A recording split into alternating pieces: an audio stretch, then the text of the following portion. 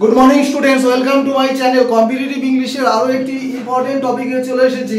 This is basic English. তো basic ইংলিশের class আমি একটু বেশি করে দেই, কারণ যে সমস্ত আমার বিগিনার্স আছে তাদের উদ্দেশ্যে ক্লাসগুলো দেওয়া।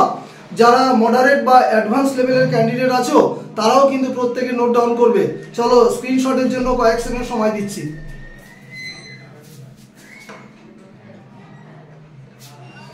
চলো ক্লাসটা শুরু করি। This is Sushant sir.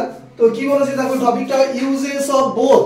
তো বোথ শব্দটার বাংলা মানে কি? উভয়, দুজনকে বোঝায়, উভয়। তো কোন সেন্টেন্সে বোথ কখন কেন ইউজ আমরা করব তার উপর ডিসকাশন, এবং কম্পিটিটিভ এক্সামে তোমার ইউজেস অফ বোথ অর্থাৎ এর উপর কোন কোন তোমার কোশ্চেন সেট হতে পারে বুঝে নাও। Number 1 error correction, number 2 fill in the blanks. তো দেখো সেন্টেন্সে দুভাবে বোথটা আমরা ইউজ করি। নাম্বার দেখ কি লিখেছি, বোথ। প্রথমটাকে কনসেপ্টটা বুঝে নাও। Both used in positive sentence. Both সর্বদাই পজিটিভ সেন্স বা পজিটিভ সেন্টেন্সে ব্যবহৃত হয়, মানে হ্যাঁবাচক, কখনোই নাবাচক সেন্সে ব্যবহৃত হবে না। নেক্সট, এইবার দেখো 1 2 দিয়ে কিভাবে বুঝিয়েছি। প্রথমটা দেখো কনসেপচুয়াল বা গ্রামাটিক্যাল ব্যাপার।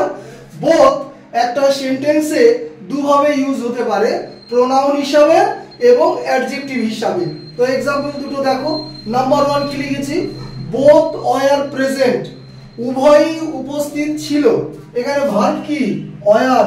ভার্বের আগে কে থাকে? ভার্ব কাকে ফলো করে? সাবজেক্টকে ফলো করে। তাহলে সাবজেক্ট কি হয়? নাউন বা pronoun.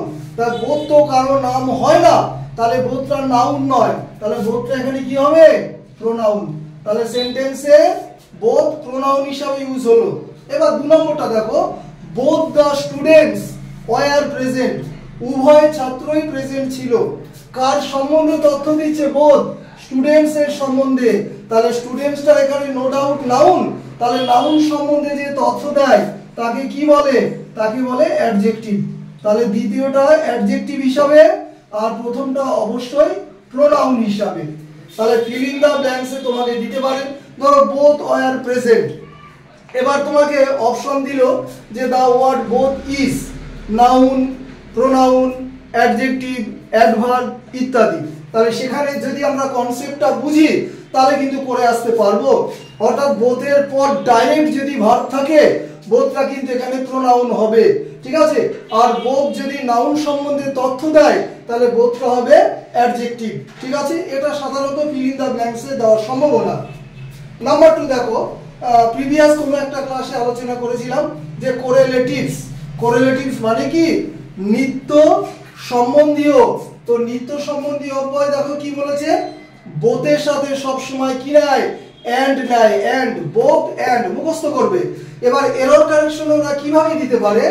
Both the students as well as the teachers attended the meeting. তাহলে বোথ কাকে বয়ে নিয়ে বেড়ায়? বুঝে নেবে, বোথ কাকে বয়ে নিয়ে বেড়ায়। ক্যারিটা কাকে করে? বোথ এন্ড কে ক্যারি করে। তাহলে বোথের সাথে কি নেবে? এন্ড। কখনোই অ্যাজ ওয়েল অ্যাজ হবে না। তাহলে এখানে কি হবে? এন্ড, বোথ এন্ড, ঠিক আছে। তো এই হচ্ছে বোথের উপর কনসেপচুয়াল একটা ক্লাস দিলাম, অবশ্যই বাংলায় বোঝালাম, এবং তোমাদের জন্য একটা ইম্পর্টেন্ট হোমওয়ার্ক দিয়েছি। প্রত্যেকে কমেন্ট সেকশনে আনসারটা জানাবে। প্রেপোজিশনাল ফ্রেজের উপর একটা শূন্যস্থান পূরণ, very very important. He gave me some land in dash money.